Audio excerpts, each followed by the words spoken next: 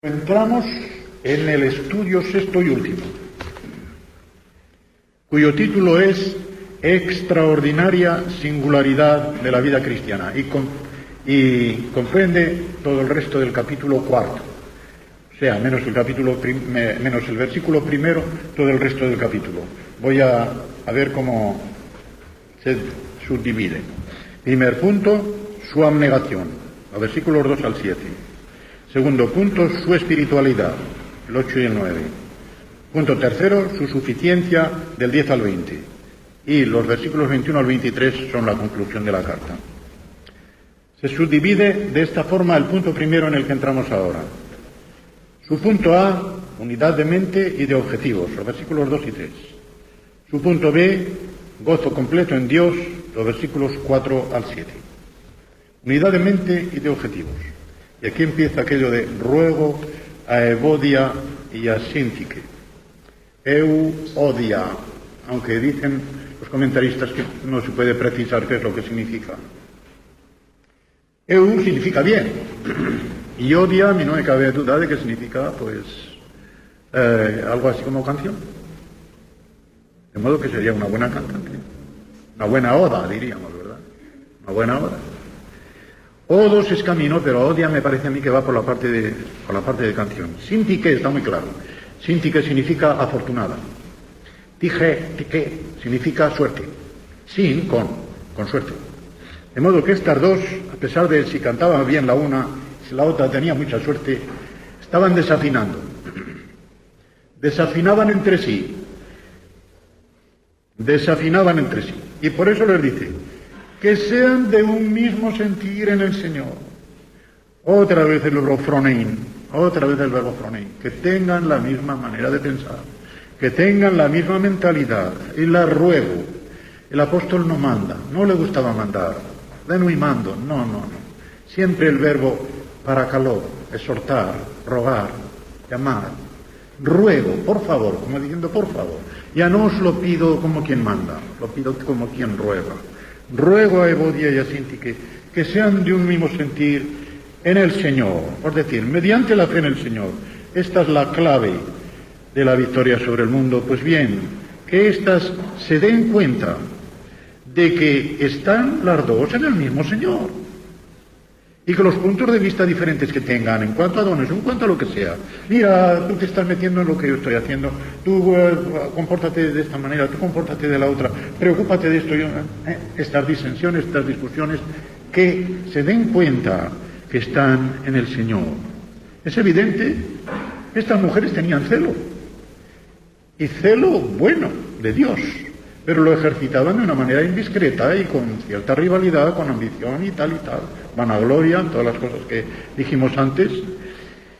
Y es posible que hubiesen ayudado al apóstol Pablo anteriormente, como él lo da a entender luego, porque dice, asimismo te ruego también a ti en el versículo 3, compañero fiel, que ayudes a estas que combatieron juntamente conmigo en el Evangelio, y con Clemente también y los demás colaboradores míos, cuyos nombres están en el libro de la vida, en el padrón de la ciudadanía celestial. De modo que, al nombrarlas por separado, el apóstol Pablo da a entender que cada una tenía parte de culpa en la discusión. Y esto sucede casi siempre. Yo recuerdo cuando era cura católico y ya siendo canónigo, como ya yo me había especializado entonces en psicología profunda y en tal y cual para la tesis primera que tenía del complejo de inferioridad, pues se creyeron que yo era un psiquiatra, cura y además medio psiquiatra, y me mandaban casos difíciles de matrimonios y tal. Claro, venía la novia, me pintaba las cosas, el novio era un criminal, pero venía el novio y era ella la que tenía culpa de todo. Y me decía, qué cosa tan chocante.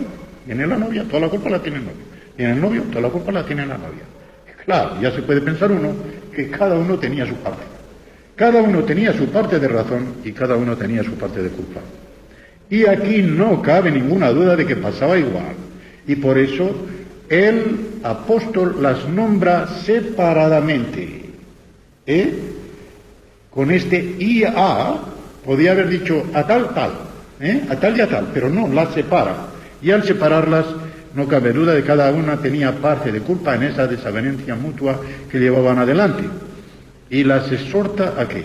Pues exhorta tanto a la una como a la otra a que pongan el interés de Cristo y el interés de la obra del Evangelio por encima de todas las triquiñuelas que llevasen a mano, que llevasen a cabo entre ellas mismas. Como diciendo, pero esas cosas.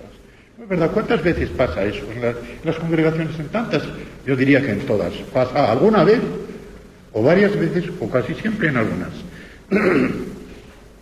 Cosas tan pequeñas que dividen a los hermanos.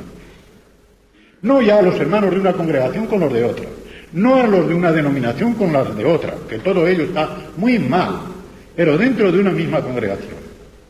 ¿Qué cosa? Que una desavenencia que parece una cosita tan pequeña llega a abultarse y llega un momento en que aquello prevalece sobre todo lo que uno tiene de cristiano y de espiritual. Se convierte en una montaña cuando debería ser nada, una cosita que no tiene importancia. Pero así es el corazón humano, engañoso, perverso, y que si nos descuidamos, al creyente más espiritual que se crea a él mismo, le va a hundir. El demonio se aprovecha, yo lo digo muchas veces, porque esto va a lo del celo de estas mujeres. Yo lo aplicaba mucho no a cualquier creyente, sino a los ministros del Evangelio. El demonio, o el diablo para ser más exactos, porque no hay más que un diablo con muchos demonios, el diablo gana en la Iglesia más victorias a costa de las virtudes de los ministros más que a costa de sus defectos. Explicaré. Los defectos, los pecados, un creyente medianamente espiritual y sobre todo un pastor de la Iglesia los tiene muy presentes y puede tender a cuidarse mucho de ellos. Pero las virtudes no, porque él cree que es por la gloria de Dios, por el celo de las almas. Y dice, pero si esto que yo propongo es por la gloria de Dios, es para llevar más adelante el Evangelio, y se está equivocando. O está llevando a la Iglesia por mal camino, porque cree que el pensamiento que él tiene es el pensamiento pleno de Dios. Y que los demás no le están entendiendo y se están desviando. Y que al desviarse de la opinión que él tiene, se están desviando del plan de Dios. ¿Y qué equivocación tan grande? No se da cuenta que él es el que se está desviando. No por lo que cree o por lo que impone, sino por la forma en que lo impone. Ordeno y mando. Y esto hay que hacerlo así. Pero hombre, y se dicen, cuando lo conocen a uno ya, se dicen los demás hermanos, pero hombre, pero este señor no se da cuenta de que esto no conviene, de que esto no produce ni provecho espiritual dentro de la congregación, ni nos va a adelantar el testimonio del Evangelio. No se da cuenta, y no se da cuenta. Por aquello de la fábula de las dos alforjas que os dije, estamos dispuestos a ver los defectos ajenos, pero no vemos los defectos propios, porque el corazón nos engaña. El corazón es engañoso y nos engaña.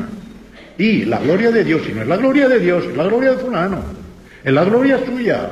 Y donde más se conoce, aunque lo haya dicho, que no me acuerdo si lo he dicho, lo vuelvo a repetir. Esto se manifiesta claramente cuando un pastor en la iglesia, sobre todo cuando ella es mayor, se cree don necesario.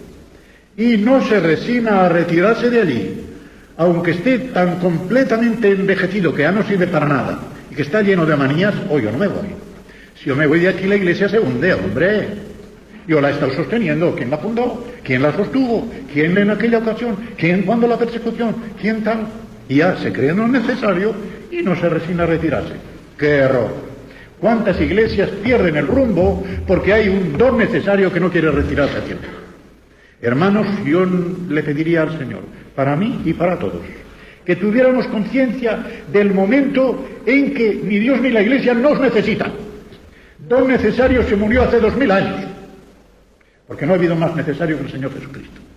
El Señor puede y sabe y quiere emplear a sus ministros y a sus obreros cuando a Él le parece. Y cuando Él jubila a uno, lo jubila por alguna razón. Y que salgan al campo los que tienen juventud y poder del Espíritu Santo y competencia. Si esta regla la supiéramos aplicar, y me la quiero aplicar a mí mismo, ¿Cuántas veces yo pienso, lo diría como un compañero que se llamaba a sí mismo, decía, Paco, mira a ver lo que haces, no te engañes a ti mismo. Yo no pido al Señor otra cosa más que el que me diga, estás de más, retírate a un lado, tú no tienes ya nada que hacer. Pero mientras el Señor y el pueblo de Dios me diga adelante, yo seguiré, hasta morir con las botas puestas, como he dicho en alguna ocasión. Pero si el Señor o el pueblo de Dios me da indicaciones de que yo no debo seguir adelante, que debo retirarme, que el Señor me dé su fuerza también y su poder para tener conciencia de ello, y a un lado. Y adelante los que puedan tomar la antorcha y seguir con ella. Pues bien, en el Señor como esfera de influencia y como modelo y base de autoridad es donde estas mujeres tenían que apoyarse y poner los intereses de la congregación y del Evangelio por encima de aquellos intereses y puntos de vista personales que las tenían en desavenencia. Pero el apóstol, ya lo he dicho también, quiere completar el cuadro bien. Luces y sombras son el secreto de la pintura, pues luces y sombras componen siempre también la palabra de Dios. En medio de esas sombras de las tinieblas es donde se ven las luces positivas y enseguida hay que ayudarlas, hay que ayudarlas. Te ruego también a ti, compañero fiel, que ayudes a estas y no se dejan el tintero lo bueno que hicieron, que combatieron juntamente conmigo en el Evangelio, etc. Combatir con un verbo militar, o mejor dicho, de atletismo, sinathleo, el mismo verbo de 1:27. El mejor modo de que estas mujeres compongan su discordia es animarles a que trabajen conjuntamente en concordia. Y al seguir adelante, como lo hicieron en un principio, cuando batallaban por el Evangelio juntamente con Pablo, ayúdalas para que levanten su espíritu y vuelvan otra vez a combatir por el Evangelio.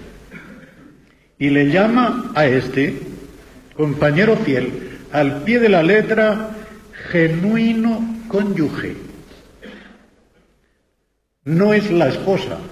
Cónyuge se llama la esposa porque es la que lleva el mismo yugo que el marido desde el mismo momento en que se casó. Se llaman consortes, o nos llamamos consortes, porque seguimos la misma suerte, y cónyuges porque hemos de aguantar el mismo yugo. Pues bien, le llama cónyuge porque va bajo el mismo yugo de los padecimientos y del trabajo por el Evangelio. Pero hay autores que apuntan otra solución. Es muy probable que el individuo al que Pablo se refiere se llamara súcigo. Y súcigo quiere decir cónyuge, bajo el mismo yugo, súcigo. Hay tres opiniones, les voy a decir en realidad. Se trata de Epafrodito, dicen algunos, 2:25. Se trata de Lucas, si es que la escribió en Éfeso. Yo creo que esta es la menos probable. No sé por qué había de llamar súcigo a Lucas cuando siempre que quiere nombrar a Lucas lo nombra por su nombre.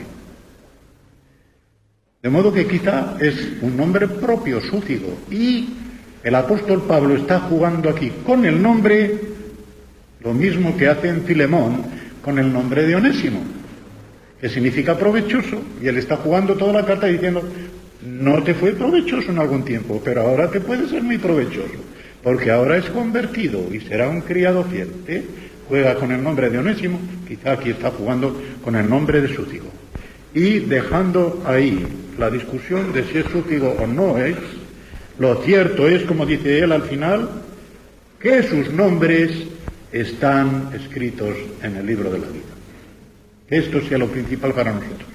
Estamos escritos en el libro de la vida, juntamente escritos en el libro de la vida, vamos a combatir juntos por la causa del Evangelio sin tener en cuenta ni intereses personales ni desavenencias sobre cosas fútiles que no van a ninguna parte. Y están entorpeciendo el progreso del Evangelio y poniendo tan contento al diablo que se pegan unas risotadas. Cuando nosotros estamos con esas discusiones, el infierno entero está gozándolo. Porque dice, son los hijos de Dios, fíjate, van hacia abajo.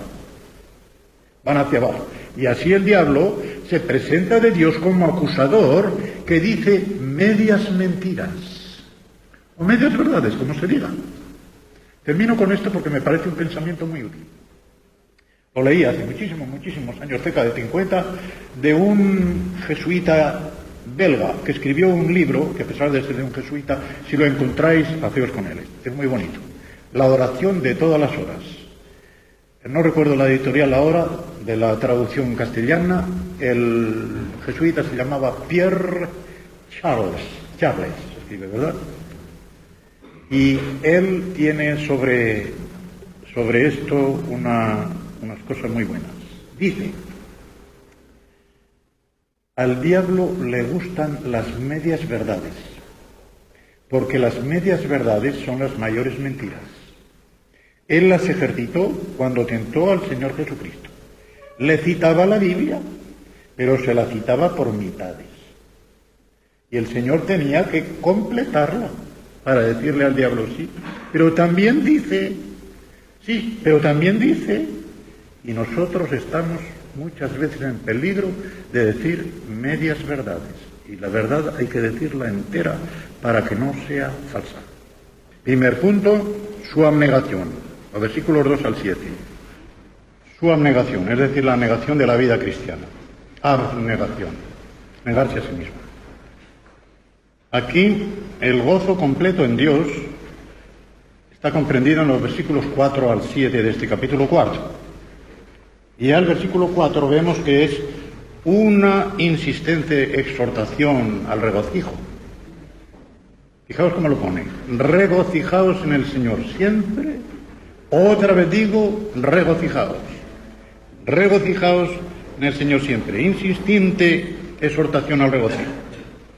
A pesar del conflicto en que él está metido, vemos en el capítulo 1, especialmente en el versículo 20, donde alude a ese conflicto, pero en el Señor, es decir, mediante esa fe en el Señor, que es la clave de toda victoria del cristiano. Recuerden la primera epístola de Juan, el capítulo 5, creo que es el versículo 4, donde dice: y esta es la victoria que vence al mundo, nuestra fe. En otras palabras, esta es la victoria que vence al mundo. Eso es un hebraísmo, ¿verdad? Siempre que se repite un verbo con el nombre de la misma raíz, hay una insistencia, hay una especie de superlativo. Es una victoria grandísima, la victoria que vence al mundo. Es decir, todo lo mundano que pueda atacar al creyente queda vencido con la fe.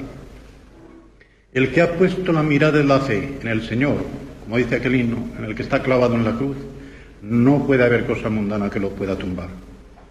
¿Cómo va a consentir con nada mundano un creyente que ve lo que hizo el Señor por él, clavado en la cruz hasta derramar la última gota de la sangre? Y yo ahora voy a darme un contentamiento con una cosa tan pequeña. Voy a yo a quitar lo más grande del mundo, lo más grande del universo. No, de ninguna manera. Con esa fe, en el capítulo 6 de Efesios, con esa fe todos los dardos del enemigo, aunque sean ardientes, quedan embotados. Pues esa fe es la que vence el mundo. Y en esa fe es en la cual tenemos la clave de nuestro gozo en Cristo. Por muchos conflictos, problemas, tribulaciones que tengamos, si hay fe en el Señor, aunque la superficie del alma esté rizada por las olas de la tribulación, el fondo será como el fondo del océano, que no se mueve. Cuando hay un corazón que está entregado a Cristo, ya puede haber olas y tribulaciones que ese corazón por fe no se moverá del Señor. Y sigue adelante dando este consejo: vuestra gentileza. Otras versiones dicen vuestra modestia sea conocida de todos los hombres, porque el Señor está cerca. Ambas frases necesitan una explicación. La palabra para modestia la conocen bien los leguleios, y la conocíamos muy bien en el seminario porque se daba en la moral y en el derecho canónico. Epikeia, to epikeis, epieikes en griego, to epieikes. Literalmente podría decirse lo indulgente. Lo indulgente, aquí pone gentileza, pero en el sentido en que se entendía gentileza algunos siglos hace. O sea, la gentileza del caballero, galán. Eso es la gentileza. Pues bien, la definición que da un autor que yo consulté, Marshall, es la siguiente. Apartándose un poquito del aspecto legal y trayéndolo al aspecto social ya, dice: es la actitud de quien es caritativo hacia las faltas ajenas y misericordioso en el juicio de las debilidades ajenas, mediante la percepción fina de la situación global en que se hallan los demás. Es un poquito larga, pero buenísima. Es buenísima. Yo he hecho, entre corchetes, algo añadido mío. Al llegar a lo de juicio digo, este es el sentido forense de epikeia. O sea que epikeia en el terreno forense significa que un juez, dadas las circunstancias en que se cometió el delito, teniendo en cuenta las circunstancias aliviantes que se hallaron en él, rebaja la pena por epikeia. Sin faltar a la justicia, pone algo de la misericordia en vista de las circunstancias del que cometió aquello. Eso es epikeia, pero en este terreno está muy bien la definición, la voy a repetir. La actitud, de modo que no es un acto, es una actitud constante de una persona que tiene en cuenta esto. La actitud de quien es caritativo hacia las faltas ajenas y misericordioso en el juicio de las debilidades ajenas, mediante la percepción fina de la situación global en que se hallan los demás. Esto es tan necesario al creyente que si falta vamos a cometer muchos desafueros, yo diría, tomándolo forense. Porque la mayor parte de las veces en que criticamos al prójimo es porque no tenemos en cuenta la situación en que se halla. Es muy fácil decir, hombre, pero ¿cómo se comporta así? Métete en sus zapatos, como dicen los ingleses. Métete en sus zapatos. Agustín de Hipona dijo una frase, entre las suyas lapidarias, creo que me sé casi todas, pero me salen de cuando en cuando. Dijo lo siguiente, fabuloso. No hay hombre que no sea capaz de hacer lo que haga cualquier otro hombre si lo deja de su mano el que hizo al hombre. Una de las lapidarias. El que se cree, Pablo la dice de esta manera, el que se cree firme que cuide no caiga. No hay peor cosa en una persona, y sobre todo en un creyente, que creerse ya tan estable que no puede caer en aquello que ha caído un hermano. Es de lo peor que hay.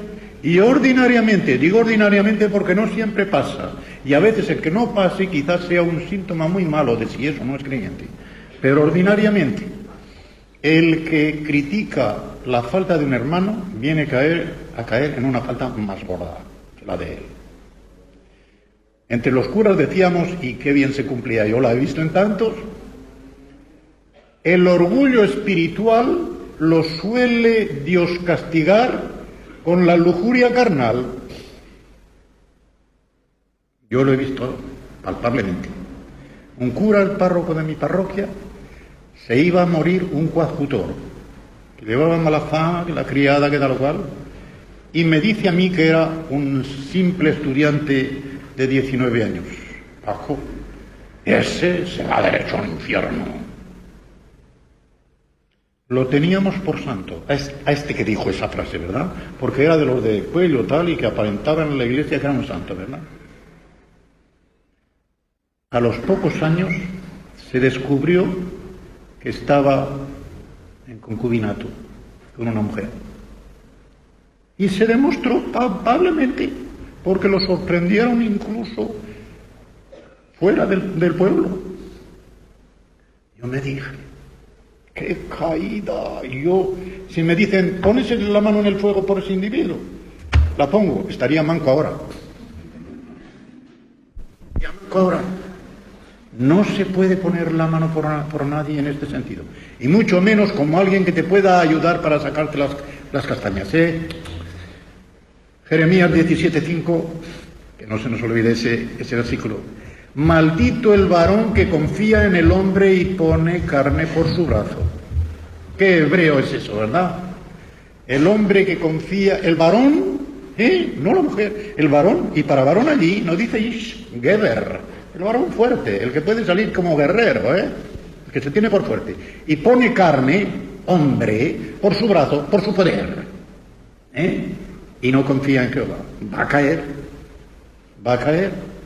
Y verdaderamente esto pasa, hermanos, no podemos poner nuestra confianza espiritual sino en Dios y en su palabra, y en lo que nos dio el Espíritu Santo, ni más ni menos. Pero ya digo, los pecados ocultos de orgullo, que parecen pecados espirituales, Dios los suele castigar con pecados bien notorios para todos los demás, para humillarles.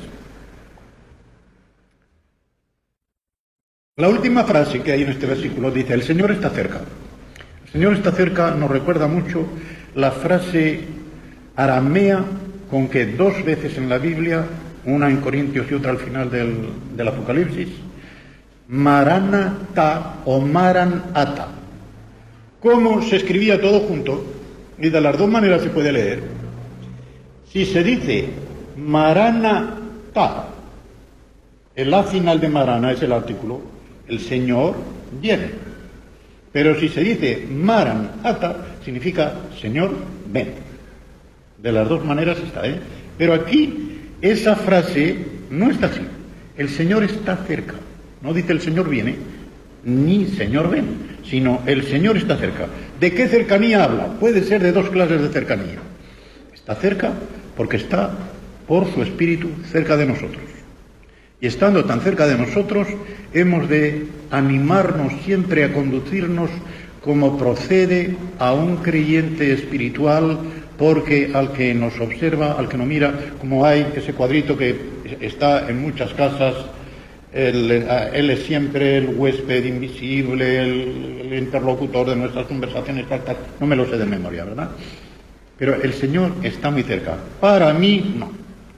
Se refiere a la cercanía escatológica. El Señor está a punto de venir. Me diréis, yo me lo he preguntado y me lo han preguntado también muchas veces. ¿Por qué decía Pablo, el Señor está cerca, en cercanía escatológica? ¿Por qué la primitiva iglesia estuvo creyendo que el Señor estaba a punto de venir cualquier año, cualquier día de cualquier año? Hasta tal punto que los tesalonicenses se equivocaron por lo que Pablo predicaba después de su primera carta y al año siguiente dejaron de sembrar, dijeron, hombre, está tan cerca, ¿para qué? Si ya no vamos a llegar a la cosecha, vendrá el Señor antes. Holgazanes, se volvieron holgazanes. Y en la segunda carta tiene que decir, ¿pero qué es eso? Me habéis entendido mal. Me habéis entendido mal. Y al que no trabaje, que no coma. Y el verbo que hay allí por comer quiere decir que no coma nada, es decir, que no le den ni berza para comer. Que no coma nada. Este problema se soluciona de la manera siguiente, no hay otra solución que esta. Procede de la forma en que el propio Señor Jesucristo mandó a los suyos a que estuvieran velando porque no sabían la hora en que les iba a sorprender. Y su intención era el que su iglesia estuviera siempre a punto, como si el Señor hubiera de llegar mañana. Siempre, desde el primer siglo, llevamos 20 siglos, y siempre estará vigente esa llamada del Señor a estar preparado con la luz encendida, con la candela encendida y dispuestos a recibir al esposo que viene a recoger a su esposa. Se podría decir, bueno, estamos salvos. Salvos sí, pero ¿estamos dispuestos? ¿En qué forma y en qué circunstancias y en qué lugar nos va a sorprender el Señor? Cada creyente en cada momento de su vida tiene que preguntarse a sí mismo, ¿me gustaría que el Señor viniera a recogerme aquí y ahora? ¿Verdad que muchos, si hicieran este examen de conciencia, cambiarían de lugar y de proceder? Si estuviéramos siempre convencidos de que el Señor puede venir en cualquier momento, sabiendo que estamos solos, sí, pero poder presentarnos ante Él sin tener que avergonzarnos. Esto nosotros lo comentamos mucho en casa, esto, porque la gente lo olvida, creyentes que van al cine o al teatro o al baile, tal, que de todo lo hay. A un joven se le puede decir, oye hijo mío, oye hija mía, ¿a dónde vas? ¿Te gustaría que el Señor viniera por ti en el lugar donde vas? ¿Sí o no? Puede ser muy eficaz, hermano. Puede ser muy eficaz. Si lo tuviéramos esto presente, siempre estaríamos como esperando. Señor, ven cuando quieras. No solamente te espero, te aguardo, que es algo más. Te aguardo, te deseo. Deseo que vengas pronto, que vengas a recogerme.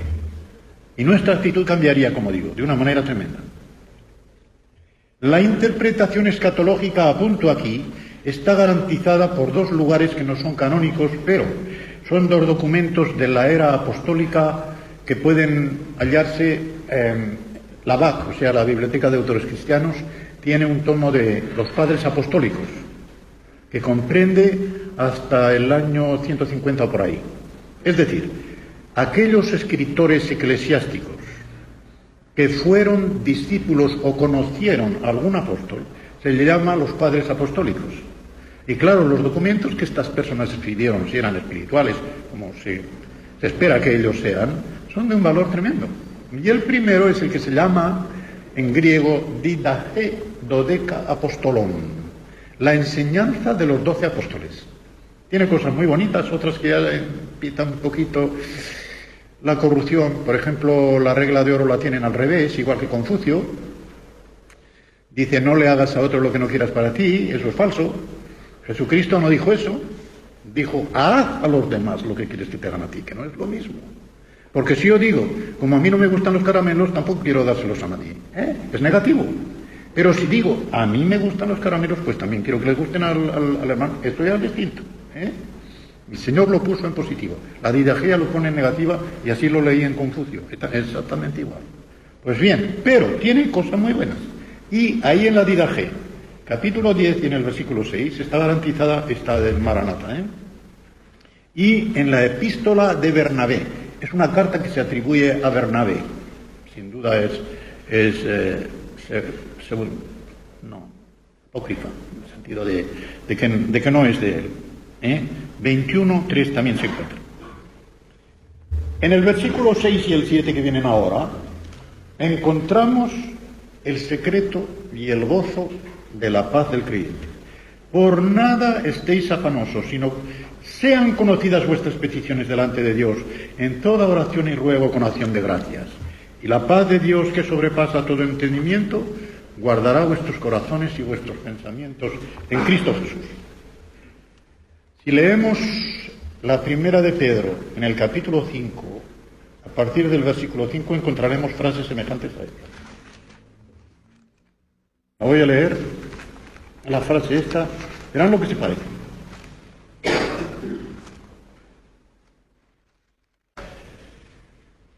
Versículo 7, primera de Pedro 5:7. Echando toda vuestra ansiedad sobre Él, porque Él tiene cuidado de vosotros. Esto que dice Pedro es lo que está diciendo aquí Pablo. Hay una definición de ansiedad que yo la copié de Oswald Chambers, y es la siguiente. Da miedo, La ansiedad, dice Oswald Chambers, es una blasfemia inconsciente contra Dios. ¿Por qué? Porque el creyente ha de saber que Dios cuida de él. El que se inquieta pensando que Dios no cuida de él, está blasfemando de Dios, no en el sentido de que diga una mala palabra contra Dios. Mucha gente cree que blasfemia tiene que ser decir una palabrota, como la dicen los mundanos, contra Dios. No. Blasfemia significa hablar mal. De modo que todo lo que sirve de desdoro al buen nombre de Dios y a lo que su carácter santo representa, está blasfemando de él. El usar malamente, irónicamente o burlonamente el nombre de Dios y de Jesucristo son blasfemias, aunque no se diga en la forma en que lo dice la gente cuando blasfema. Son blasfemias. Todo lo que se dice que desdora el nombre o el carácter de Dios es una blasfemia. Pues bien, dice una blasfemia inconsciente, porque el que tiene esa ansiedad no se da cuenta de que está desdorando el carácter de Dios, que siendo su Padre está cuidando de él. No podemos poner el dedo en el prójimo, porque yo creo que alguna vez casi todos pasamos por eso, de angustiarnos indebidamente porque estamos perdiendo conciencia de lo que es Dios como Padre nuestro. Pero si tuviéramos siempre consciencia psicológica, de lo que es Dios nuestro Padre para nosotros, sabiendo que todas las cosas convergen y cooperan conjuntamente para los que aman a Dios, ¿por qué habíamos de tener ansiedad? Si Dios me cuida, no tengo por qué preocuparme. Los vocablos griegos con los que él está diciendo sean conocidas vuestras peticiones, etcétera, oración de ruego, acción de gracias, son muy curiosos, porque los vocablos griegos significan oración como tal, que puede ser de alabanza o de gratitud, oración de petición, oración de acción de gracias y demandas numéricas particulares, que son como una petición con mucho detalle, como una lista. Estos son demandas, que son exposición de necesidades que el creyente como hijo de Dios presenta delante de su Padre.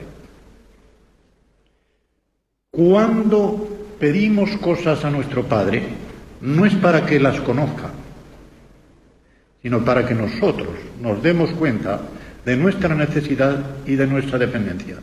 Este es lo único que explica la necesidad de la oración. He oído una explicación en Inglaterra, y no voy a decir de quién, pero digo, ay, cómo te equivocas, cómo te equivocas.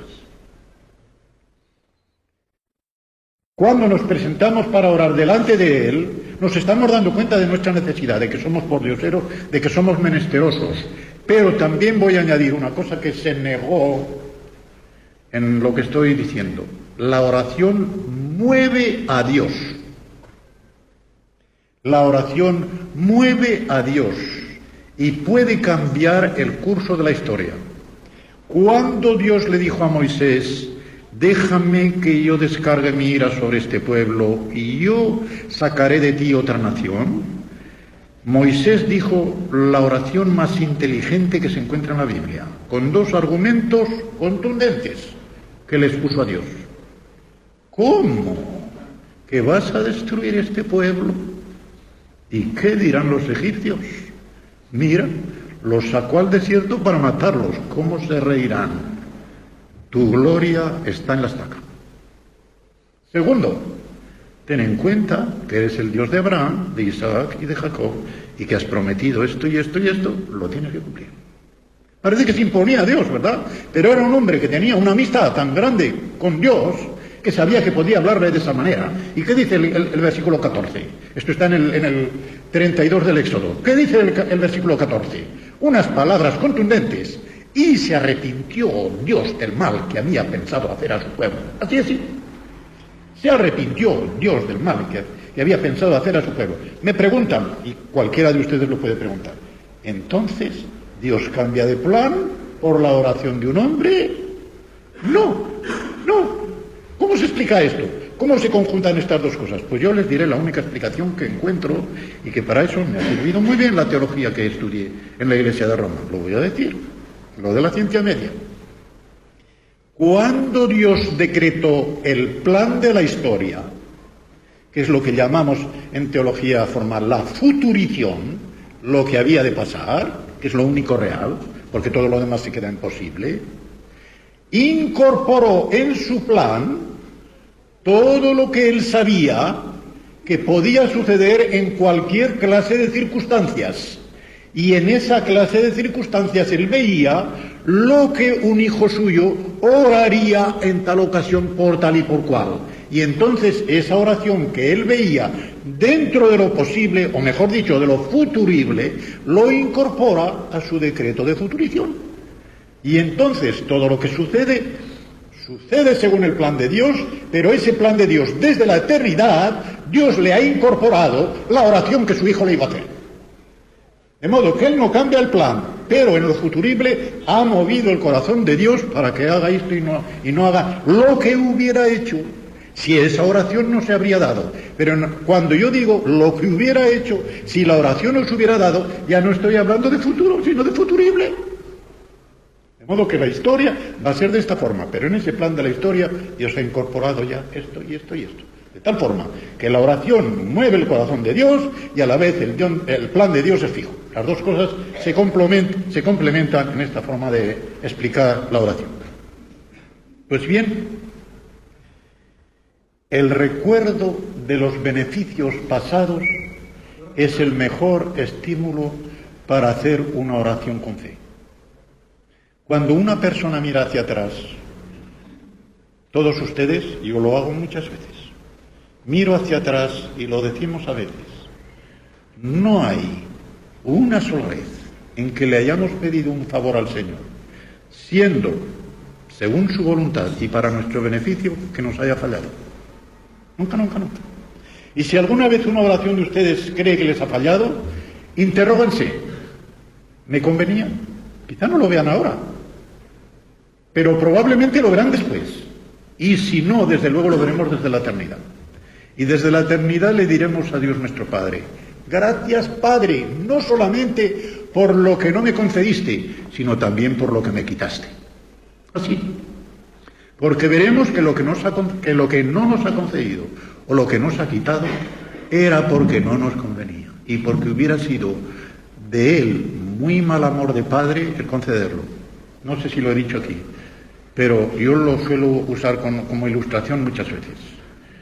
Si un niño pequeño toma un cuchillo porque lo ha encontrado tal, y la madre se da cuenta de que lleva el cuchillo en la mano y que es una cosa peligrosa, se lo quita de la mano y que el niño patalee o llore, pero la madre se lo quita, porque sabe que no le conviene. Y muchas veces creo que nosotros también pataleamos, y hasta llegamos a llorar algunas veces porque el Señor no nos ha concedido algo o nos ha quitado algo que estimábamos mucho. ¿Hasta qué punto lo estimábamos? ¿Más que a Él? Él sabe muy bien lo que hace. Es un cirujano que las da todas a derechas. Ese cirujano no hierra el bisturí. No hierra el bisturí. Ya lo tiene en la palabra. Hebreos 4:12 nos dice que la palabra de Dios es un bisturí. Lo dice con otras palabras, pero es un bisturí.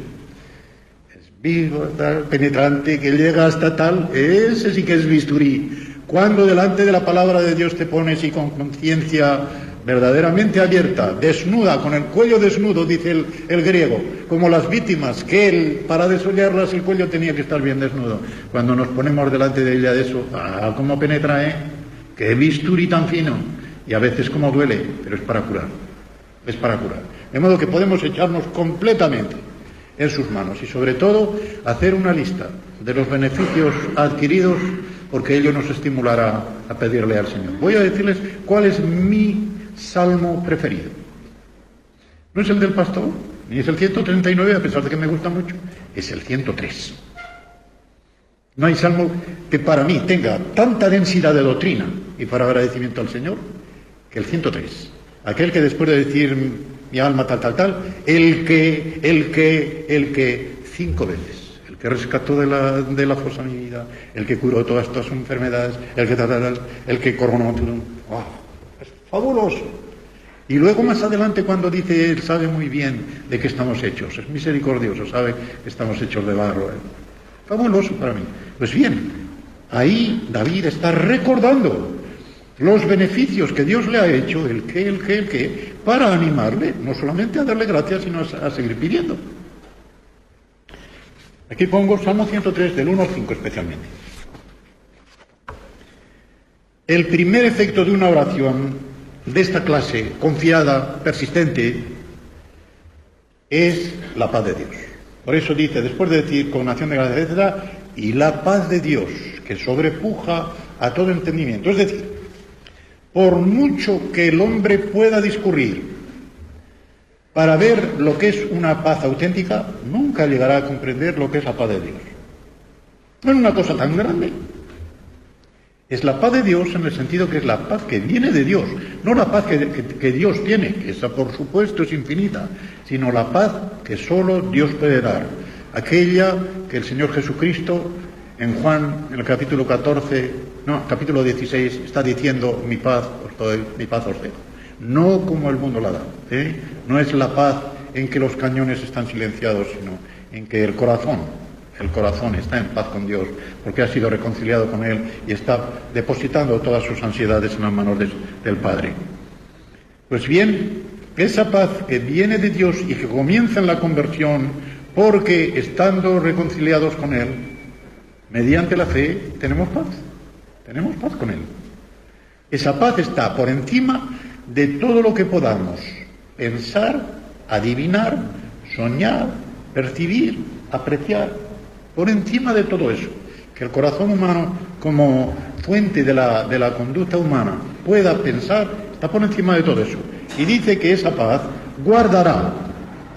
El verbo guardará sale en 2 Corintios 11:32 y en 1 de Pedro 1:5, que es lo que más recuerdo yo, cuando él está hablando de la herencia incorruptible, incontaminada, inmarcesible, que está reservada para vosotros en los cielos, que estáis guardados, una doble reserva de billete, reserva de asiento. A veces se toma un billete de reserva y dice, sí, tengo el asiento del avión reservado, nadie me lo quita, y quién sabe si llegarás al avión. Tú te puedes morir antes. ¿De qué te sirvió la reserva? Pero aquí el Señor, o Pedro, está diciendo, reserva para el asiento, pero reserva para la persona también. Vosotros sois guardados. El verbo allí significa protegidos. Y este mismo es el verbo que hay aquí. Guardará, protegerá. ¿El qué? La mente y el corazón. Porque la mente y el corazón son los dos lugares donde tiene asiento la paz. ¿De qué surge la falta de paz? Surge de aprensiones, la mente, de temores, el corazón. Pues bien, la mente y el corazón, dice él, la protegerá. Y protegiendo esos dos lugares, está segura. ¿Y cómo? En Cristo Jesús. ¿Por qué? Porque con obediencia y sumisión al Señor es como la paz que Dios da se hace verdadera. Rectifico, está en Juan 14, 27, no en Juan 16. En Juan 14, 27 es donde dice el Señor, la paz os doy, mi paz os dejo, conste, como gustará la tinta. Ese matiz de sumisión completa al Señor para que la paz sea segura es el que se ve también en Colosenses 3:15, donde el mismo apóstol les dice a los de Colosas, y la paz de Dios gobierne en vuestros corazones. Para que la paz de Dios gobierne en nuestros corazones, nuestro corazón tiene que estar gobernado por Dios, es decir, sometido a Él. Si está sometido a Él, Él hará que esa paz gobierne en el corazón. Segundo punto, su espiritualidad. Los versículos 8 y 9. Y aquí, el subpunto A, el quehacer del corazón, versículo 8. El subpunto B, el estímulo del corazón. Vamos a ver.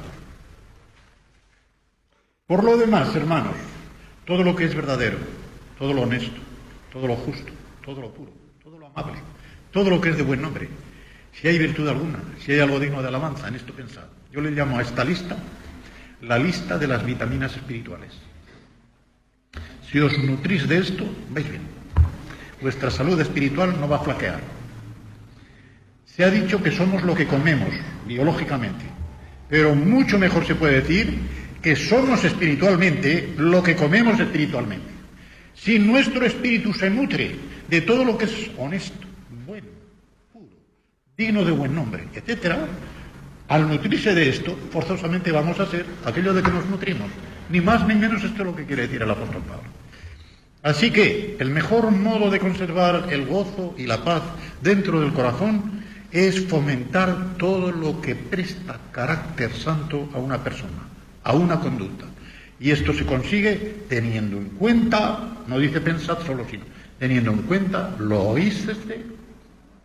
Lo visto es siempre hacer una cuenta, logos, en el sentido de cuenta, nutriéndose de todo lo que promueve la salud espiritual.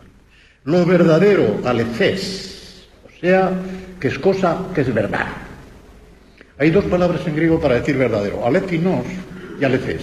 Alethinos sale, por ejemplo, cuando dice, yo soy la vid verdadera, en Juan 1. La vid verdadera allí no quiere decir que sea una vid física, hubiera dicho alethés. Alethinos quiere decir genuina, la que da verdadero fruto, en contraposición a la viña de Israel, Isaías 5, que en vez de dar uvas buenas, daba uvas gratis. Pues bien, él es la vid verdadera y así todos los que se injertan en él pueden saber que van a dar frutos agradables al gusto de Dios.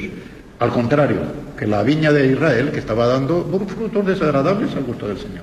Pues en contraposición, sin duda para mí. En eso, el Señor dice, yo soy la vid verdadera, alethinos, genuina. Aquí dice alethés, lo que es verdadero en sí. Verdadero en sí. Lo digno de respeto, después, por activa y por pasiva.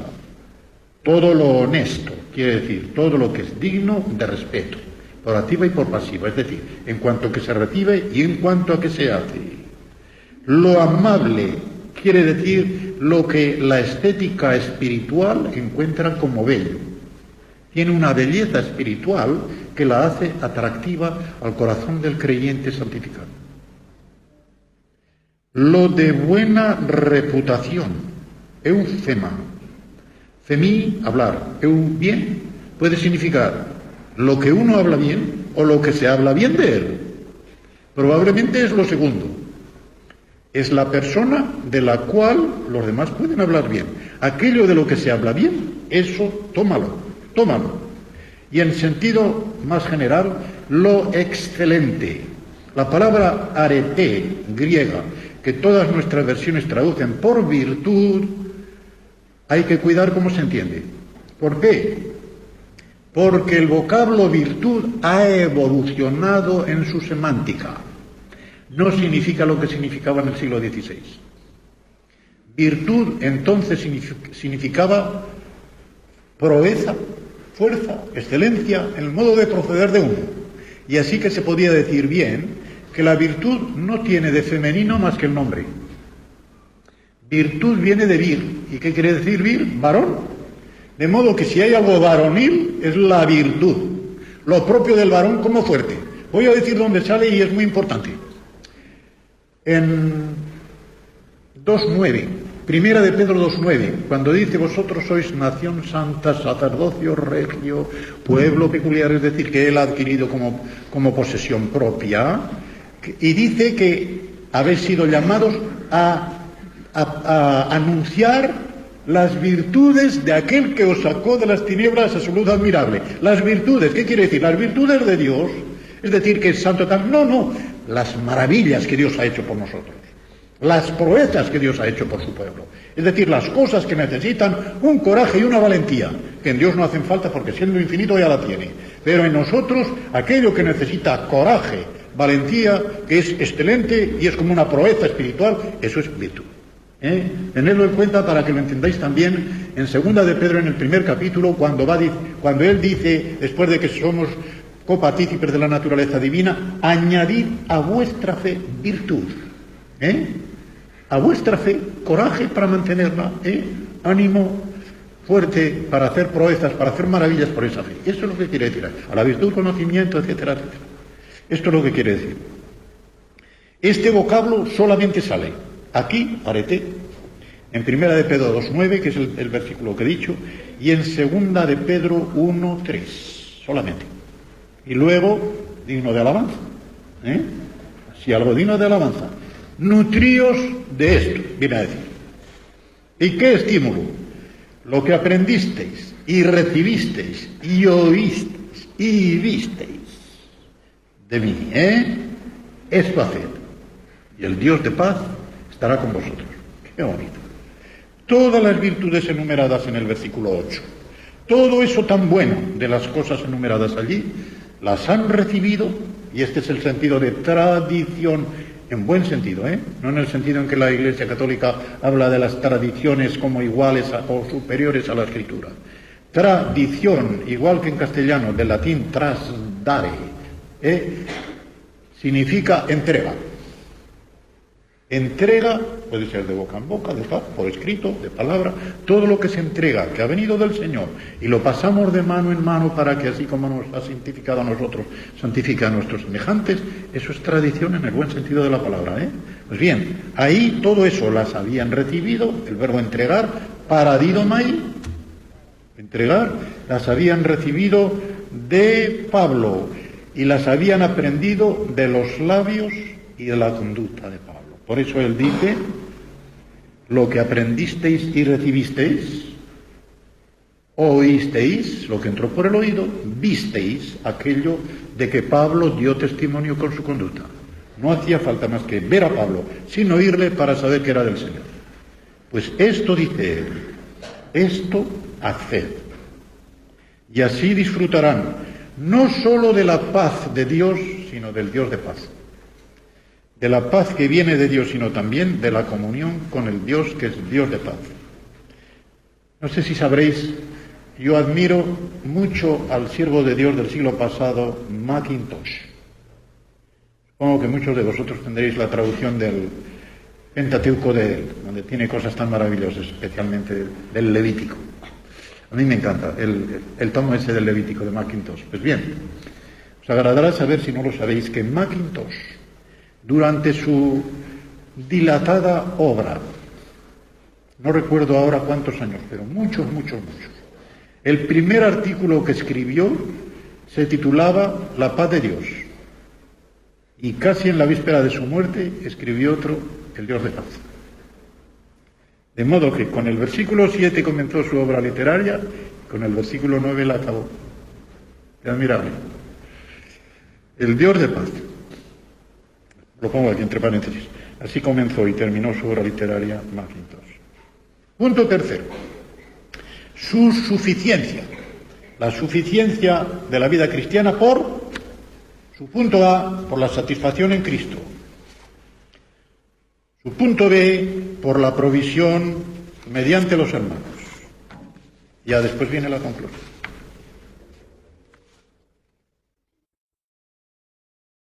Versículos 10 al 13. Vamos a verlos en general y luego los explico. En gran manera me gocé en el Señor de que ya al fin habéis revivido vuestro cuidado de mí, o sea, por mí, de lo cual también estabais solícitos, pero os faltaba la oportunidad. Qué diplomacia, ¿eh? No lo digo porque tenga escasez, pues he aprendido a contentarme cualquiera que sea mi situación. Es soberano. Sé vivir humildemente y sé tener abundancia. En todo y por todo estoy enseñado. Ya verán la fuerza que tiene este verbo en pasivo. Estoy enseñado, así para estar saciado como para tener hambre, así para tener abundancia como para padecer necesidad. Y en este contexto, no se olvide, para todo tengo fuerzas en aquel que me da el poder. Así y solamente así se puede traducir este versículo. Les voy a decir una cosa que siempre que lo digo me da vergüenza. Y digo que me da vergüenza. No he visto sino una sola versión que traduce este versículo correctamente. Aparte del interlineal donde lo tengo yo así ahí tal, ¿verdad? No lo sé si en castellano está, pero es la inglesa de los Testigos de Jehová. La única en que lo he visto exactamente al pie de la letra del original. Y esto me da una vergüenza grande, porque no es lo mismo tener fuerzas que tener poder. Y el original explica muy bien por qué dice eso. Antes de tener fuerzas hay que tener poder, y con el poder se ejercita la fuerza. Y eso es lo que quiere decir Pablo. Para todo tengo recursos, diríamos, porque está hablando de cosa económica. Para todo tengo recursos. ¿Por qué? En aquel que es el que me da el poder. El poder para estar en escasez y para estar en abundancia, etcétera, etcétera. Así en este contexto se explica, y sobre todo al traducirlo como debe traducirse. Pero vamos al día. El tema principal de la carta, 1.5, 4.18 sobre todo, es donde se ve en la forma en que él está hecho a todo, a vivir de una manera, a vivir de otra, a morir, tal, Viene en esto de revivir, anazaló, es un verbo muy raro, porque es muy distinto del revivir del don, que en 2 de Timoteo significa con un fuelle, en un rescoldo, avivar las brasas que han quedado por debajo y que ya no se nota el fuego. Timoteo, con su timidez, había dejado que las brasas del fuego del Espíritu Santo en el don se quedaran ocultas y no daban todo el calor que podían dar. Y el apóstol le dice que reviva, y el verbo está muy claro. Al fin habéis revivido vuestro cuidado por mí, no es ningún reproche. No hay ningún reproche. Aquí hay que darse cuenta de la situación psicológica de Pablo. Esto es muy interesante para entender estos versículos.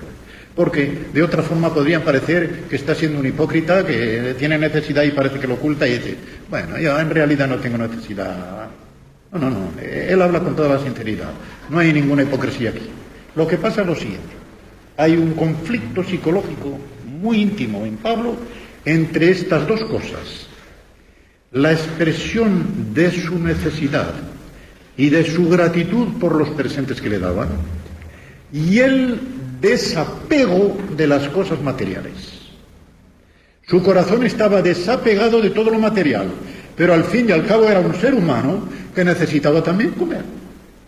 Y el conflicto entre estas dos cosas la hace hablar en esta forma, que no es hipócrita, sino con toda la sinceridad. De modo que él quiere apreciar el regalo que le hacen, pero por otra parte dice, bueno, pero mira, esto no es importante para mí, no es una prioridad, pero no quiero dejar de agradeceroslo. Esta es la lucha. Y por eso dice, sí, ya lo sé, queríais hacerlo. Vuestro interés, otra vez el verbo pronein, Vuestros modos de pensar estaban a esto, pero os faltaba la oportunidad. Kairos, que sale muy oportunamente en Efesios 5:18, cuando dice, redimiendo el tiempo porque los días son malos. Allí tiempo, la palabra tiempo en griego se dice de dos maneras, con lo cual se facilita el entendimiento. Cronos, el tiempo que marcan los relojes. Kairos, el tiempo que marca la ocasión, la oportunidad. De modo que cuando Jesucristo en Marcos 1:15 dice el tiempo se ha cumplido, no dice el cronos, el reloj de Dios. Esta es la hora de Dios. Se ha acercado el reino de Dios, esta es la hora de Dios. Las horas de Dios se miden por el kairos, las horas del hombre por el cronos. Cronómetro, se dice, que mide el tiempo. Pues bien, aquí dice kairos y el verbo está con la A privativa, sin oportunidad. ¿Por qué les faltaba la oportunidad? Se discute mucho sobre eso. Unos autores dicen, hombre, por la distancia. Claro, Filipos estaba tan distante de Roma, pero quienes piensan que esto se escribió en Éfeso tienen que inventar otra cosa. Dicen, no, es que los filipenses estaban pasando por mal momento, por necesidades económicas. Y mientras pasara esa crisis, diríamos, financiera, no se habían visto en oportunidad de darle a Pablo este presente que le iban a dar. Desde luego, algo se ve en la segunda epístola a los Corintios.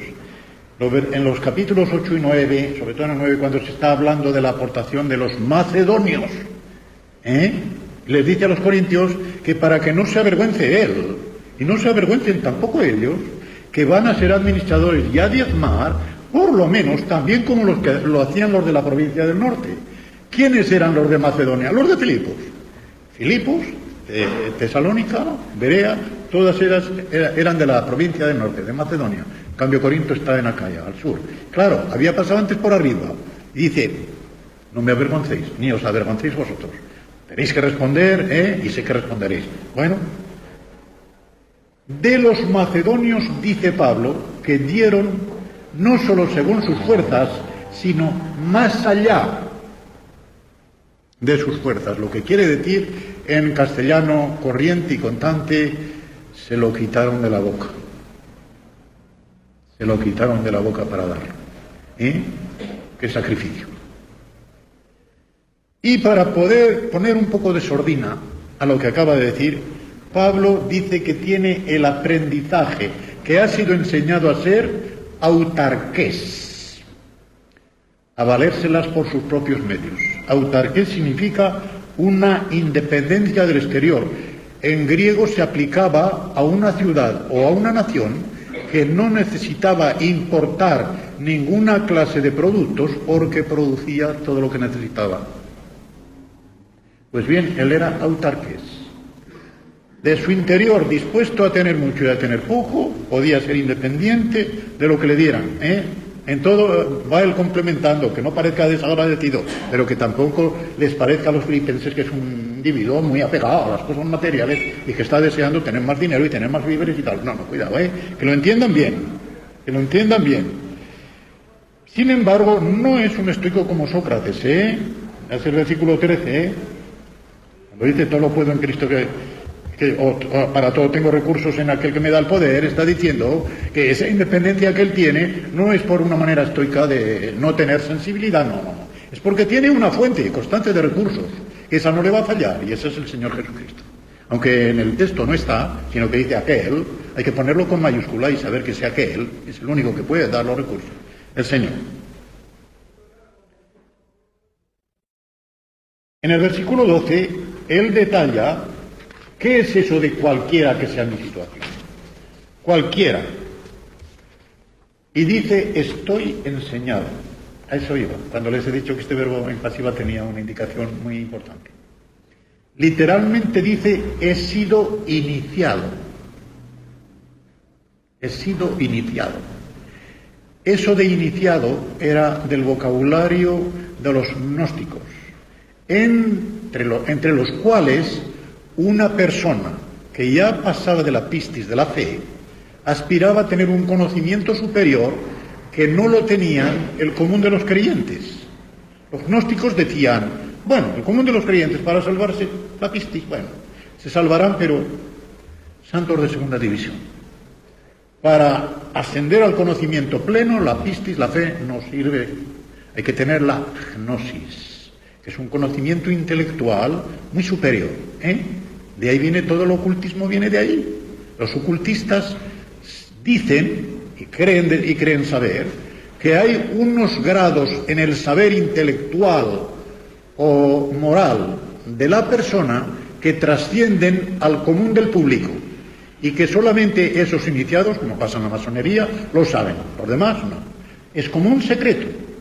Y eso es lo que indica la palabra iniciado, lleva esa connotación de se me entregó como un secreto, he sido iniciado. Pero para él lo que quiere decir es, conozco bien los secretos del tener mucho y del tener poco, de la bondad y del carecer. Y, como el versículo 13 ya he dicho lo que quería decir, para todo tengo recursos en aquel que me da el poder, aquí yo había puesto. Este versículo se suele sacar de su contexto espiritualizándolo en demasía, pero hay que unirlo al anterior. Su única traducción correcta es la que he dicho antes. Su punto B, provisión mediante los hermanos, que es los versículos 14 al 20. Y esto ya es mucho más fácil. Sin embargo, quiere decir, a pesar de que para todo tengo recursos en aquel que me da el poder, sin embargo, bien hicisteis, kalos, hiciste una cosa excelente, bella. Esto es lo que significa kalos. Cuando se le dice a un griego, hay un restaurante griego en Weston-super-Mare, cerca de donde nosotros vivimos, en que todos los dueños y los dependientes son griegos, ¿verdad? Yo hablo en griego alguna vez, pues sí que tengo. ¿Cómo estáis? Calá, dicen. Calá. El convertido en adverbio, el plural de esto, ¿verdad? Calá. Bien. Nos encontramos bien. Bien hicisteis en participar conmigo en mis tribulaciones. Claro. La forma en que estos filipenses participaban en las tribulaciones de Pablo no solo era porque le enviaban presentes con todo cariño, sabiendo en qué forma estaba puesto allí, por defender al Evangelio, sino también porque ellos, con todo su corazón, estaban poniéndose de parte de él para sufrir una persecución igual que la suya y dispuestos a que los encerraran a ellos también y les quitaran la cabeza, como se la iban a quitar a Pablo. Estaban participando de todo, de sus sufrimientos, pero de una manera no solo material, sino también espiritual. Y dice ahora, y sabéis también vosotros, oh filipenses, que al principio de la predicación del Evangelio, cuando partí de Macedonia hacia el sur, en Macedonia estaba Filipos, ninguna iglesia participó conmigo en razón de dar y recibir, sino vosotros solos. Pues a una Tesalónica me enviasteis una y otra vez para mis necesidades. Así que le recuerda que desde el principio del Evangelio, es decir, desde que él comenzó a predicar en Filipos por primera vez, si comparamos 1:6 con el capítulo 16 del libro de Hechos, nos daremos cuenta de ello. Ellos compartieron en dar y recibir. Esta fue una especie también de comunión, que pone una nota de transacción de doble sentido en el tráfico. Dar y recibir. Los dos, Pablo y los filipenses, los dos grupos tenían ese doble tráfico. Pablo daba espiritualmente y recibía materialmente, pero también daba materialmente y recibía espiritualmente. Había una comunión con doble tráfico entre los dos. De modo que lo espiritual y lo material entre Pablo y los filipenses era lo que daba esta transacción. Y eso de vosotros solos ha de entenderse bien unido a lo que sigue. Porque dice, pues, a una Tesalónica me enviasteis una y otra vez para mis necesidades. Esto de una y otra vez, en el original se parece mucho a cuando decimos en castellano una y otra vez. ¿Qué quiere decir? ¿2 veces? No. Puede querer decir más de 2 veces. Pero que por lo menos son 2. Pero decimos una y otra vez. Una vez tras otra, también, una vez tras otra, y sin embargo, no siempre son 2, pueden ser 3, 4 y tal. Esto es lo que quiere decir aquí, para que no lo limitemos a dos veces. Callapas, caidís. Puede compararse para ver alguna otra cosa. 1 Corintios 9, 15 al 27, 2 Corintios 11 al 9. Que se ve que esto significa que fue una transacción más fuerte que las de otras iglesias, pero que no fue exclusiva. Es suficiente con leer en 2 Corintios, y entonces es cuando se ve que no fue la única iglesia que participó con él. 2 Corintios 11, 8, 12, 13. Se ve que también recibió de otras iglesias, y no solamente de Filipos. El versículo 17 hay que leerlo comparándolo con 2 Corintios 12, 14. No es que busque dádivas, sino que busco fruto que abunde en vuestra causa. En este versículo 2 Corintios 12, 14, él dice: no busco vuestras cosas, sino a vosotros. Qué bonito. No busco lo vuestro, no busco lo vuestro, os busco a vosotros.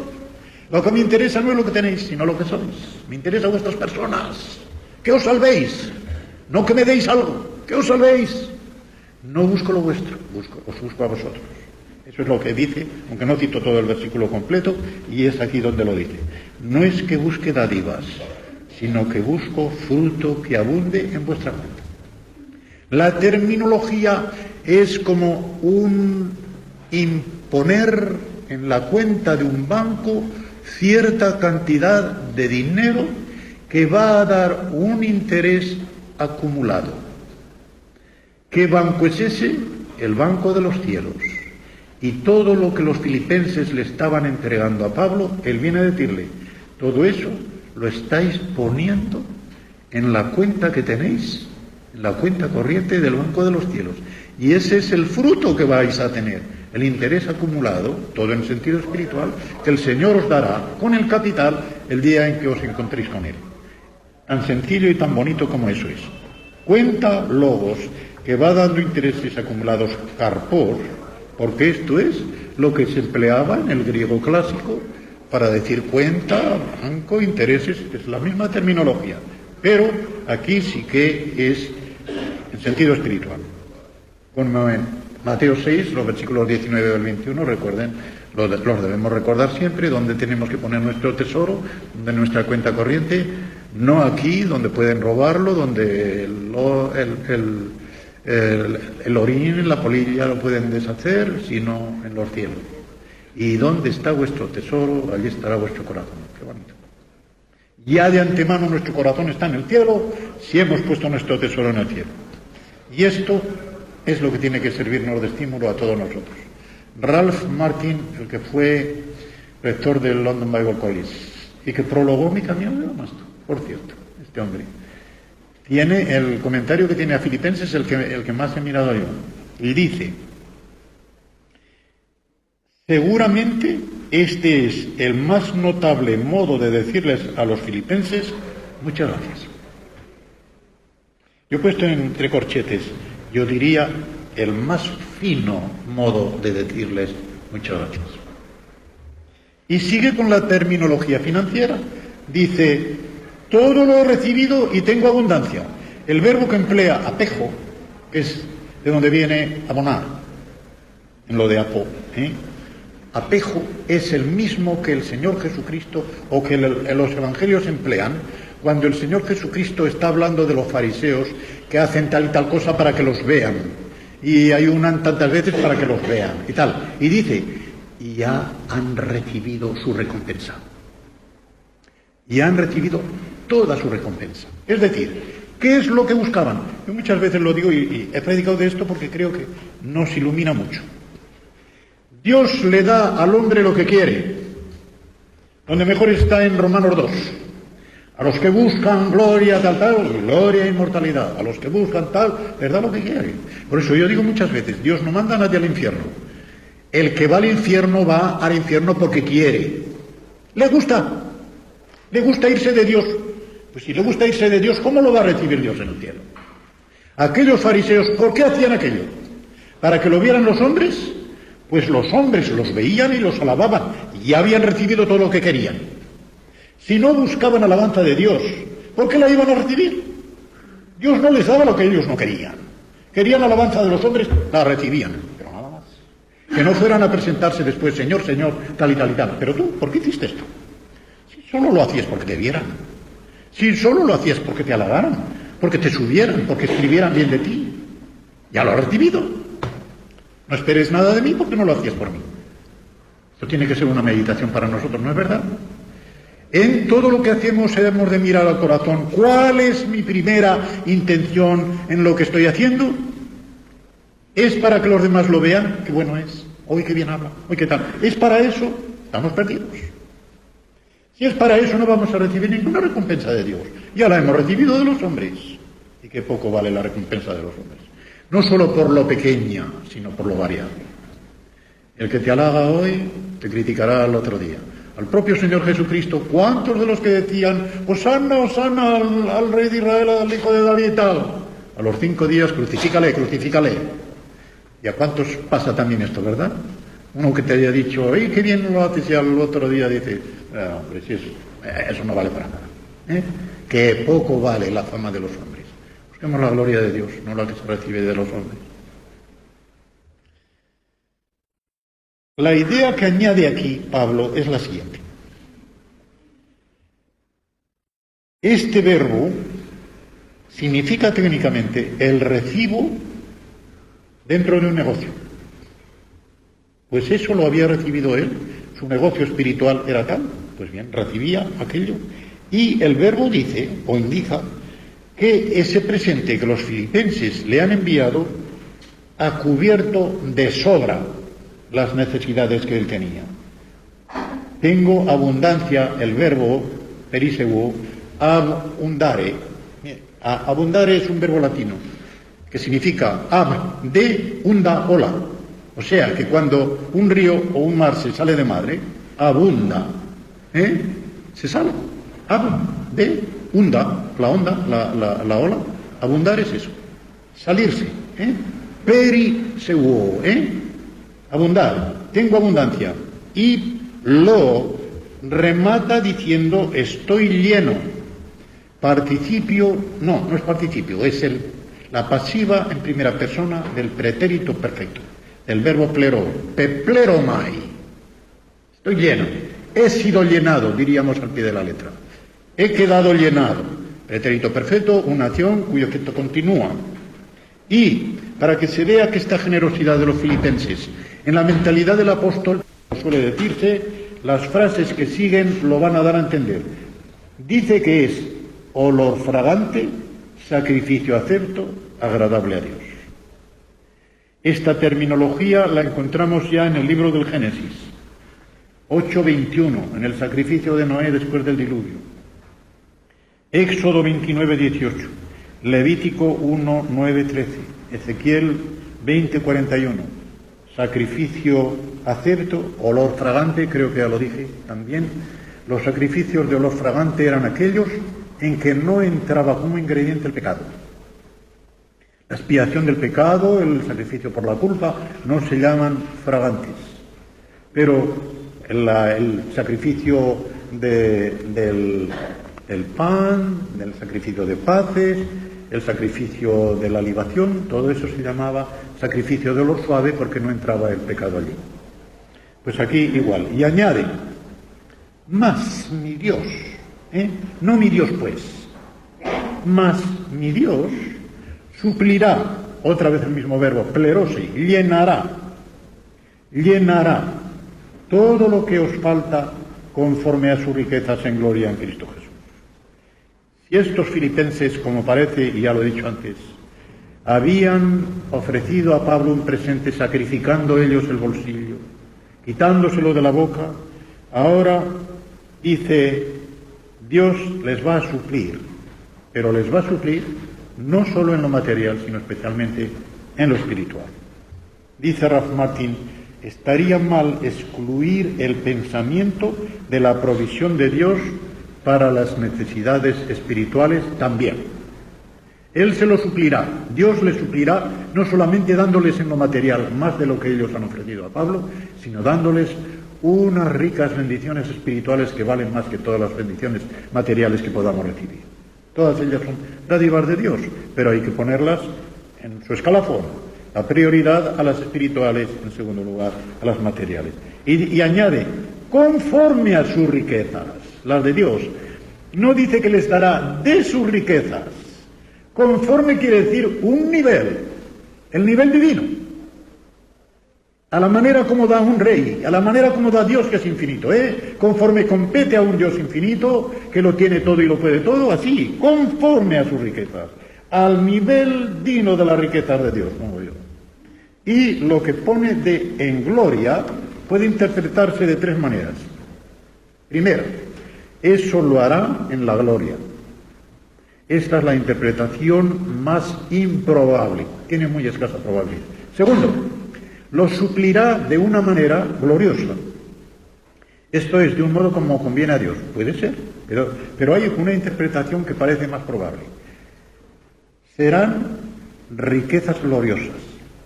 Esas riquezas en gloria serán, como en Diadis, unas riquezas gloriosas, teniendo en cuenta que hay varios lugares en la Biblia, especialmente en el Antiguo Testamento, Génesis 31:1, Isaías 10:3, compárese con 2 Corintios 4:17, en que riquezas y gloria se expresan por medio de un mismo vocablo.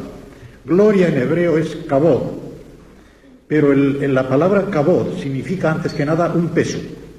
¿Por qué la gloria de Dios es un peso? Porque nos abruma. Cuando una persona ha visto la gloria de Dios, queda aplastado. Lo que le pasó a Isaías en la visión del templo, cuando él vio la gloria de Dios. Si leéis el capítulo 5 de Isaías, 6 veces dice Isaías, ay de los que, ay de los que, ay de los que. Pero cuando en el capítulo 6 ha visto la gloria de Dios, ya no hay más ay de los que, ay de mí. Ya no pone el dedo en otros. Ay de mí, que estoy perdido, estoy muerto, porque he visto la gloria de Dios. La gloria de Dios aplasta, pero la gloria de Dios vista en función de algo bueno para nosotros es un eterno peso de gloria. Así lo dice Pablo en 2 Corintios, en este lugar que he citado. Es un eterno peso de gloria. Voy a decir una cosa, me estoy alargando un poco, pero me lo vais a perdonar. Hay 2 clases de peso en la Biblia, el peso del oro y el peso del plomo. El peso del plomo en Hebreos 12:1 es el peso que nos impide correr en la carrera hacia la meta, dejando el peso, tal, y el pecado, corramos tal. Es el peso del plomo del pecado, pero el peso de oro es el peso de las riquezas de Dios. Y ese peso no es de plomo, es peso de oro. Un peso que no pesa, en ese sentido, porque es un peso glorioso. Y es aquel en el cual vamos viendo cómo nuestra riqueza espiritual va subiendo. Y en el platillo de la balanza pesa tanto que el otro platillo, con todas las cosas de este mundo y todas las tribulaciones de este mundo, no pesa nada. El eterno peso de gloria merece pasar por todas las tribulaciones del creyente. De modo que eso es lo más probable. Y en Cristo Jesús indica que es en unión con Cristo Jesús, dependiendo de Él, por fe en Él, como tenemos ese peso de gloria, esas riquezas de la revelación y de la redención, lo que Dios nos ha dicho, lo que Dios nos guarda, lo que Dios nos prepara, todo eso está incluido ahí. Es decir, tengo algunas otras citas aquí, las digo de corrida. 2 Corintios 8:9, que se conoce bien, aquel de la gracia del Señor Jesucristo, siendo rico por nosotros, etc. Colosenses 1:27, Colosenses 2:3, etc. Y después de esta mención de las gloriosas riquezas de Dios, dice Pablo, al Dios y Padre nuestro sea gloria por los de los siglos, amén. Por los siglos de los siglos, amén. Él no puede reprimir lo que se llama una dosología vibrante, que le sale entusiásticamente del corazón. Como dice Bengel, esta dosología está fluyendo no solamente del contexto próximo, sino de todo el contexto de gozo de la epístola entera. Todo ese gozo que él ha explicado tan magníficamente. Todo eso que él ha hablado de los recursos que tiene en el Señor, que le provee de todo. Todo eso le hace exclamar instintivamente al Dios y Padre nuestro, sea gloria. ¿Acabó? Al peso de Él para nosotros corresponde el peso de la gloria que nosotros le damos por la alabanza y por la acción de gracias. Y ya, saludad a todos los santos en Cristo Jesús, los hermanos que están conmigo saludan, todos los santos os saludan, especialmente todos de la casa del César. Y luego, este versículo conforme debe ser, conforme está en el original, dice así, el 23. La gracia del Señor Jesucristo, lo de nuestro no está en ningún lugar, la gracia del Señor Jesucristo sea con vuestro espíritu. Amén. Con vuestro espíritu, no con todos vosotros. Aquí voy a hacer solamente una breve nota, porque ya son pocas líneas las que faltan en esta conclusión. Es de notar que el original, al principio del versículo 21, única vez en el Nuevo Testamento, dice a todo santo. ¿Qué importancia tiene el decirlo en singular? Pues la siguiente. Según el griego, pas significa a todos y a cada uno. Os voy a decir un lugar parecido. Segunda Timoteo 3:16, cuando Pablo dice toda escritura es inspirada por Dios o expirada, soplada por Dios, emplea igual, el singular. Toda escritura quiere decir toda la Biblia y todas y cada una de las partes de la Biblia. Y todos y cada uno de los vocablos de la Biblia son inspirados por Dios. Eso quiere decir, pues igual aquí, para que no se quede ningún creyente al que no se le dé el saludo, a todo santo, a todo fiel, a todo creyente, a todos y a cada uno, a todos y a cada uno, le viene este saludo. A todos santos. Como pongo aquí, es la única vez que sale en singular para querer decir a todos y a cada uno. En Cristo Jesús significa aquí que se determina el carácter cristiano de los saludos. No es un saludo humano, es un saludo en nombre del Señor Jesucristo y en unión con el Señor Jesucristo, que es el vínculo que les une a Él y a los que van a recibir la carta. Los de la casa del César, esto es importante. En el versículo 22, no significa ya que de la familia del emperador se hubiesen convertido algunos miembros. No, eso sí, va a suceder en la generación siguiente, pero no en la generación en que está hablando Pablo en la casa de Nerón, que era entonces el emperador. Lo que sí quiere decir es en un círculo de funcionarios y criados ligados a la casa del emperador. Entre los funcionarios que había en la corte y criados de la familia ya había algunos convertidos al cristianismo. Tan cerca del emperador aquel tan malo, el Nerón, y ya estaban convertidos al cristianismo. ¿Y cuántos de ellos? Por el testimonio de Pablo, que estaba allí encerrado, preso, junto a la guardia pretoriana. ¿Cuántos de ellos? La gracia, esto ya lo he dicho, del Señor, lo de nuestro no está en el original, del Señor Jesucristo, sea con vuestro espíritu. Y vemos que dice, Señor Jesús Cristo, otra vez los tres oficios del Hijo de Dios. Señor como Rey, Jesús como sacerdote, Cristo como profeta. Y el final, amén, lo suprimen los críticos modernos, esto es lo que he leído. Pero no sé por qué lo hacen, porque tengo aquí el original. Y la cantidad de manuscritos, la mayoría y los mejores, traen el amén. Tanto es así que dice, Imón, y ahí termina. Y solamente hay 4 o 5 insignificantes. Imón, amén. Y empieza por el sinaítico, alejandrino, D, K, L, P, y una lista interminable. ¿Por qué se suprime? Cuando la mayoría de los mejores manuscritos lo tienen. Gustos de críticos, pero que no tienen ningún fundamento en el original de la palabra de Dios. De modo que, hermanos míos, yo, como dice el apóstol Pablo, yo puedo decir, yo no me he cansado de repetir estas cosas. Gracias a Dios tenía un poco de miedo por la garganta, pero la garganta ha respondido. Y en esta forma yo no me despido de vosotros, porque yo espero veros aquí, sobre todo allá, pero espero que todos vosotros hayáis obtenido el mismo beneficio espiritual que yo ya estaba obteniendo cuando estaba preparando estos estudios, y todavía más cuando los he dado delante de vosotros, porque ya no estaba a solas con el Señor, sino que estaba con mis hermanos. Y eso anima. Yo digo, y no me avergüenzo de decirlo, que por ser la primera vez que explico Filipenses, lo he masticado, pero no lo he digerido. En el sentido de que ya podría quitar los papeles, ¿verdad?, y lanzarme a explicar con la Biblia sola, sin mirar al papelito. Quizá a otros les pueda servir ya en otra forma cuando yo ya lo haya digerido, pero vosotros por lo menos tenéis, si se puede decir, el privilegio de que seáis los primeros en recibir los estudios estos. De modo que os deseo a todos la misma bendición que ya el Señor me confió a mí cuando los estaba haciendo y luego entre vosotros. El Señor nos bendiga a todos.